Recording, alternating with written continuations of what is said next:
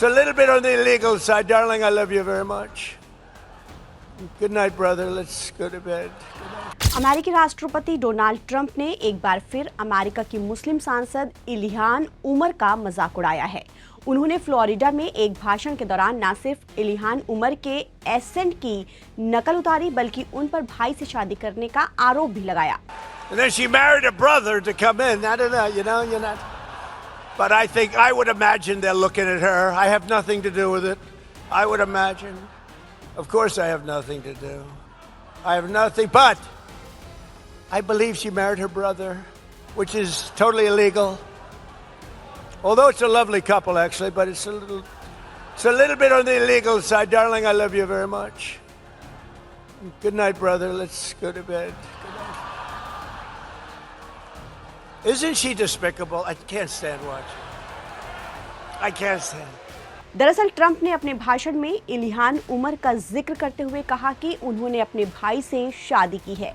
मुझे उससे कोई फर्क नहीं पड़ता। मुझे लगता है कि उन्होंने अपने भाई से शादी की है जो कि पूरी तरह से गैर कानूनी है, मगर असल में वो एक बहुत प्यारी जोड़ी है, लेकिन ये थोड़ी सी गैर कानूनी दायरे में आता है। इसके बाद डोनाल्ड ट्रंप यही नहीं रुके। मंच पर खड़े होकर उन्होंने कथित रिश्ते का खुलकर मजाक उड़ाते हुए इल्हान उमर की बातचीत की नकल उतारी। ट्रंप ने कहा कि दोनों के बीच बातचीत कुछ ऐसी होती होगी, डार्लिंग मैं तुमसे प्यार करती हूँ, गुड नाइट भाई, चलो बिस्तर पर सोने चलते हैं।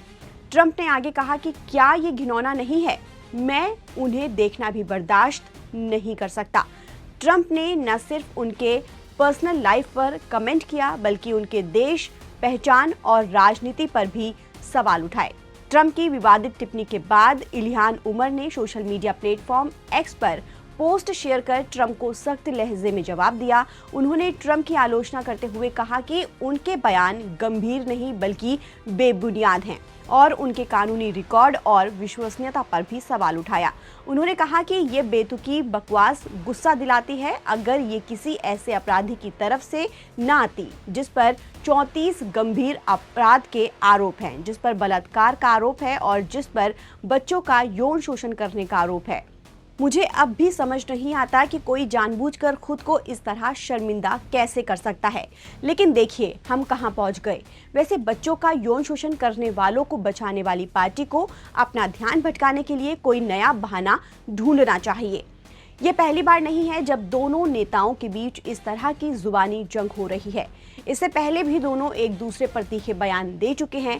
खासकर इमिग्रेशन और विदेश नीति जैसे मुद्दों पर उनके बीच मतभेद लंबे समय तक चले आ रहे हैं। इस पूरे मामले ने एक बार फिर ये सवाल खड़ा कर दिया है कि क्या राजनीति में इस तरह के व्यक्तिगत आरोप सही हैं? जब देश के शीर्ष नेता सार्वजनिक मंचों से एक दूसरे के परिवार और चरित्र पर कीचड़ उछालते हैं तो इसका असर न केवल उनके समर्थकों पर पड़ता है बल्कि ये लोकतांत्रिक गरिमा को भी कम करता है। अब आप इस बारे में क्या सोचते हैं? क्या राजनीति में इस तरह के व्यक्तिगत आरोप सही हैं? अपनी राय हमें कमेंट बॉक्स में कमेंट करके जरूर बताएं। साथ ही हमारे चैनल को शेयर, सब्सक्राइब करना ना भूलें। ताज़ा अपडेट के लिए बने रहिए नवभारत टाइम्स के साथ।